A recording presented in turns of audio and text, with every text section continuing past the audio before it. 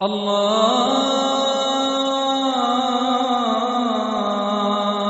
أكبر الله أكبر الله أكبر الله أكبر.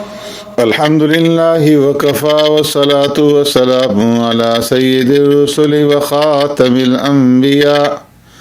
أما بعد فأعوذ بالله من الشيطان الرجيم بسم الله الرحمن الرحيم وإذا سمعوا ما أنزل إلى الرسول ترى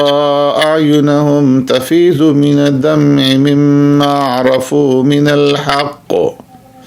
صدق اللہ مولانا العظیم. معزز سامعین و ناظرین، چھٹے پارے کی آخری آیت میں بتایا گیا تھا کہ جو حقیقی نصارہ ہیں وہ اپنے دلوں میں مسلمانوں کے لیے قدر نرم گوشہ رکھتے ہیں. اب 7ویں پارے کے شروع میں بھی بعض نصارہ ہی کا ذکر ہے کہ جو قرآن سن کر اپنے آنسوؤں پر قابو نہیں رکھ پاتے اور بے اختیار ان کی آنکھیں چھلکنے لگتی ہیں. یہ آیات حبشہ کے ان نصارہ کے بارے میں نازل ہوئی تھیں جن کے ملک میں مسلمان ہجرت کر کے گئے تھے. انہوں نے جب مسلمانوں کی زبان سے قرآن سنا تو روتے روتے ان کی ہچکیاں بن گئیں اور ان کی داڑیاں آنسوؤں کے رم جھم سے تر ہو گئیں. اللہ تبارک و تعالیٰ نے اپنے کلام کی اندر تاثیر ہی ایسی رکھی ہے کہ اگر ایسے دل اس کلام کو سنیں جو بغض اور کینے سے خالی ہوں اور خوف اور خشیت سے معمور اور بھرے ہوئے ہوں تو اس کلام کو سننے سے جسم کے رونگٹے کھڑے ہو جاتے ہیں اور آنکھوں سے آنسو چھلک ہی پڑتے ہیں. واقعہ یہ پیش آیا تھا کہ قریش مکہ کے مظالم سے تنگ آ کر پیارے پیغمبر صلی اللہ علیہ وسلم کی اجازت سے مسلمانوں کی ایک جماعت ہجرت کر کے عیسائیوں کے ملک حبشہ چلی گئی تھی. مشرکین نے اس جماعت کا تعاقب کیا اور شاہ حبشہ نجاشی کے پاس پہنچ کر کے غلط بیانی سے کام لیا اور مسلمانوں سے ان کو بدظن کرنے کی کوشش کی. نجاشی نے انہیں طلب کر کے مسلمانوں سے سوالات کیے تو مسلمانوں کی طرف سے حضرت جعفر رضی اللہ تعالیٰ عنہ نے نمائندہ بن کر جواب میں قرآن کریم کی سورہ مریم پڑھ کر کے سنائی. نجاشی اور اس کے ساتھیوں پر قرآن کریم سن کر کے ایک رقت طاری ہو گئی اور ان کی آنکھیں آنسوؤں سے ڈبڈبانے لگی اور کلام الہی سے متاثر ہو کر انہوں نے اسلام قبول کر لیے اور مسلمانوں کو سرکاری طور پر اپنے ملک کے اندر مہمان بنا کر کے ٹھہرانے کا اعلان کر دیا. تو ان عیسائیوں کی اور اسی قسم کے دوسرے عیسائیوں کی تعریف کرتے ہوئے اللہ رب العزت یہاں فرماتے ہیں وَإِذَا سَمِعُوا مَا أُنزِلَ إِلَى الرَّسُولِ تَرَى أَعْيُنَهُمْ تَفِيضُ مِنَ الدَّمِّ مِمَّا عَرَفُوا مِنَ الْحَقِّ کہ جب یہ لوگ رسول اللہ صلی اللہ علیہ وسلم پر نازل شدہ قرآن کو سنتے ہیں تو حق کو پہچان کر کے ان کی آنکھوں میں آنسو بھر آتے ہیں اور اللہ اور اس کے رسول پر ایمان لا کر اسلام کی حقانیت کے گواہ بن جاتے ہیں. حقیقی نصارہ کے کلام اللہ سے متاثر ہونے اور رونے دھونے کا حل بتانے کے بعد پھر اللہ تبارک و تعالی شرعی مسائل کا ذکر فرماتے ہیں. اس لیے کہ سورہ مائدہ مدنی صورت ہے اور جیسے مکی صورتوں میں عام طور پر عقائد سے بحث ہوتی ہے ایسے ہی مدنی صورتوں میں تفسیر کے ساتھ اور کہیں اختصار کے ساتھ جو تشریعی امور ہیں ان سے بحث ہوتی ہے. تو یہاں پر جو مسائل اور احکام ذکر کیے گئے ہیں ان میں سے ایک حکم یہ ہے کہ کسی چیز کو حلال یا حرام قرار دینے کا اختیار صرف اور صرف اللہ تبارک و تعالیٰ کے پاس ہے۔ اس لیے مسلمانوں کو حکم دیا گیا ہے کہ جن پاکیزہ چیزوں کو اللہ نے حلال قرار دیا ہے تم نہ انہیں حرام سمجھو اور نہ ان کے استعمال سے احتراز کرو، بچو۔ اصل میں اسلام اعتدال کا دین ہے کہ جس میں نہ افراط ہے، نہ تفریط، نہ غلو اور نہ ہی کمی کوتاہی۔ اس لیے اسلام اس بات کو پسند نہیں کرتا کہ پاکیزہ چیزوں سے اجتناب کو تقویٰ اور کمال کا سبب سمجھا جائے، اور نہ ہی اس بات کی اجازت دیتا ہے کہ حرام اور حلال کے فرق ہی کو اٹھا دیا جائے اور بے دریغ جو بھی چیز سامنے آئے اس کو استعمال کرنا شروع کر دے۔ جنہیں اللہ رب العزت نے حرام ٹھہرایا ہو ان حرام کا بھی ارتکاب کرنا شروع کر دے۔ پھر اس کے بعد اللہ تبارک و تعالیٰ نے یمین لغو یعنی لغو قسم کا ذکر فرمایا ہے کہ لغو قسم کے اوپر کوئی دینی معاہدہ نہیں ہے۔ لغو قسم سے یہ ہے کہ کوئی شخص کسی کام کے ہونے یا نہ ہونے کے بارے میں اپنے خیال کے مطابق سچی قسم کھائے، حالانکہ وہ کام اس کے گمان کے خلاف تھا۔ البتہ ایسی قسموں پر کفارہ کی صورت میں مواخذہ ہوگا جو مستقبل میں کسی کام کے کرنے یا نہ کرنے کے بارے میں کھائی جائیں اور پھر انہیں پورا نہ کیا جائے۔ فرمایا لا یؤاخذکم اللہ باللغو فی ایمانکم، اللہ تبارک و تعالی لغو قسموں کے اوپر تمہارا مواخذہ نہیں فرمائیں گے۔ وَلَكِنْ يُؤَاخِذُكُمْ بِمَا عَقَّدْتُمُ الْأَيْمَانَ، قسم کی 3 قسمیں ہیں: یمین لغو، یمین غموس اور یمین منعقدہ۔ کسی کام کے ہونے یا نہ ہونے کے بارے میں اپنے خیال کے مطابق سچی قسم کھائے اور حقیقت میں وہ غلط ہو تو اس کو یمین لغو کہتے ہیں۔ اس پر نہ کفارہ ہے نہ گناہ، اور اگر کسی گزشتہ کام پر جان بوجھ کر کے جھوٹی قسم کھائے تو اسے یمین غموس کہتے ہیں۔ یہ سخت گناہ ہے، اس کے لیے توبہ اور استغفار کرنے کا حکم دیا گیا ہے، البتہ اس کے لیے کفارہ نہیں ہے۔ اور تیسری قسم کی قسم یہ ہے کہ آئندہ زمانے میں کسی کام کے کرنے یا نہ کرنے کی قسم کھائے، اسے یمین منعقدہ کہتے ہیں۔ اس قسم کو توڑنے پر جو ہے وہ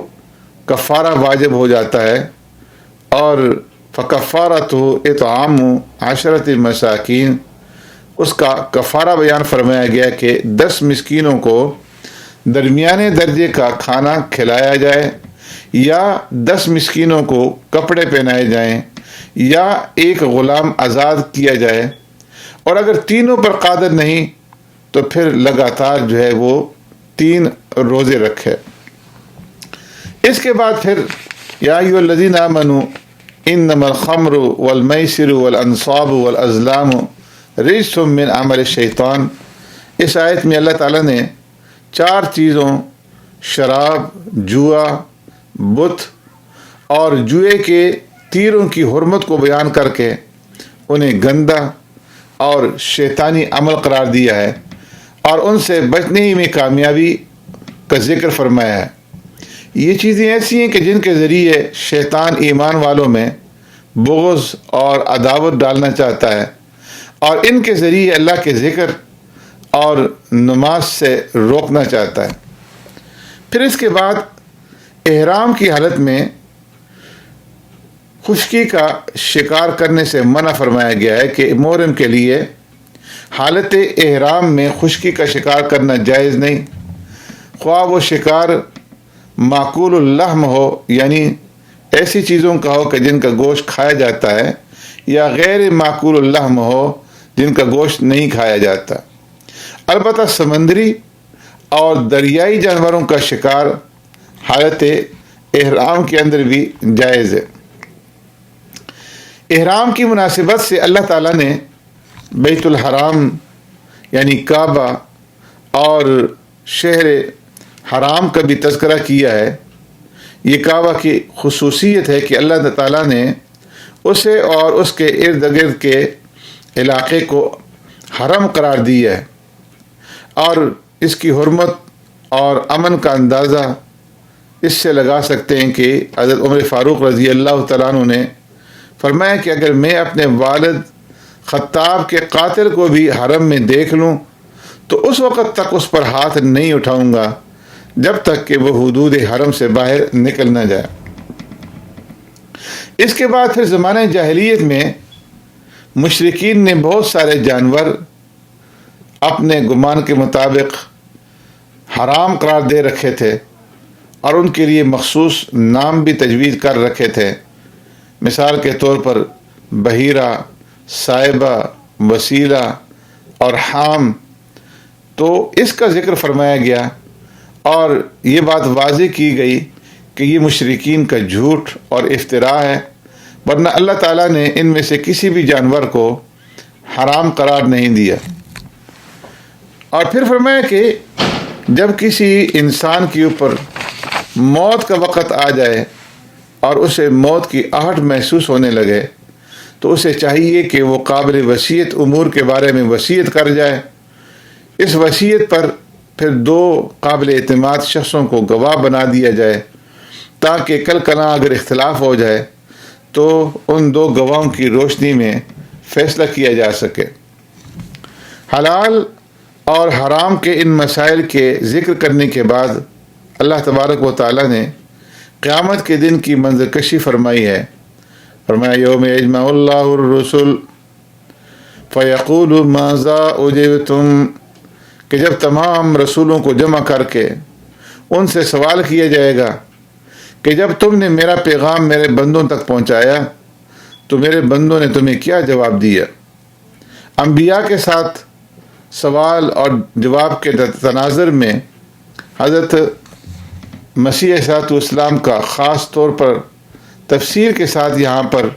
ذکر فرمایا گیا۔ ان کو جو معجزات دیے گئے ان معجزات کا ذکر فرمایا گیا، اور اس کے بعد یہ بھی فرمایا گیا کہ اللہ تعالیٰ قیامت کے دن سیدنا عیسیٰ علیہ السلام کو اپنے احسانات یاد دلائیں گے، اور ان احسانات میں سے ایک جو ہے مائدہ والا قصہ بھی ہے کہ جب حواریوں نے حضرت عیسیٰ علیہ السلام سے درخواست کی تھی، یعنی عیسیٰ علیہ السلام کے جو ساتھی تھے، صحابی تھے، جنہیں حواری کہا جاتا ہے، کہ آپ اللہ سے درخواست کریں کہ وہ انزل علینا مائدۃ من السماء، کہ ہمارے لیے آسمان سے مائدہ نازل فرمائے، کھانے کا دسترخوان نازل فرمائے۔ یہ وہ مائدہ کے الفاظ ہیں کہ جن کے اوپر اس پوری سورت کا نام ہی سورہ مائدہ ہے، یعنی ایسا دسترخوان کہ جس میں کھانے پینے کی مختلف آسمانی نعمتیں سجی ہوئی ہوں۔ اسی قصے کے حوالے سے اس سورت کا نام سورہ مائدہ رکھا گیا، اور پھر اس کے بعد مزید چند احسانات گنوانے کے بعد اللہ تبارک و تعالیٰ سیدنا عیسیٰ علیہ السلام سے سوال فرمائیں گے، وَإِذْ قَالَ اللَّهُ يَا عِيسَى ابْنَ مَرْيَمَ أَأَنْتَ قُلْتَ لِلنَّاسِ اتَّخِذُونِي وَأُمِّيَ إِلَٰهَيْنِ مِن دُونِ اللَّهِ، کہ اے عیسیٰ مریم کے بیٹے، کیا تم نے لوگوں سے کہا تھا کہ مجھے اور میری والدہ کو اللہ کے سوا معبود ٹھہراؤ؟ عیسیٰ علیہ السلام بارگاہ خداوندی میں عرض کریں گے کہ اے اللہ، تیری ذات پاک ہے، میرے لیے یہ کسی طرح بھی سزاوار اور مناسب نہیں کہ میں ایسی بات کہتا جس کے کہنے کا مجھے حق ذرا بھی حاصل نہیں ہے۔ اور پھر عرض کریں گے کہ اے اللہ، میں نے تو ان کو ہمیشہ تیری طرف دعوت دی، ما قلت لهم الا ما امرتنی به ان اعبدوا اللہ ربی وربکم، کہ تم ایک اللہ کی عبادت کرو کہ جو میرا بھی رب ہے اور تمہارا بھی رب ہے۔ اور پھر عرض کریں گے کہ اللہ، ان تعذبہم فإنہم عبادک وإن تغفر لهم فإنک انت العزیز الحکیم، ان نافرمانوں کو اگر آپ سزا دیں تو آپ قادر ہیں، یہ آپ کے بندے ہیں، اور اگر آپ چاہیں تو آپ معاف فرما دیں۔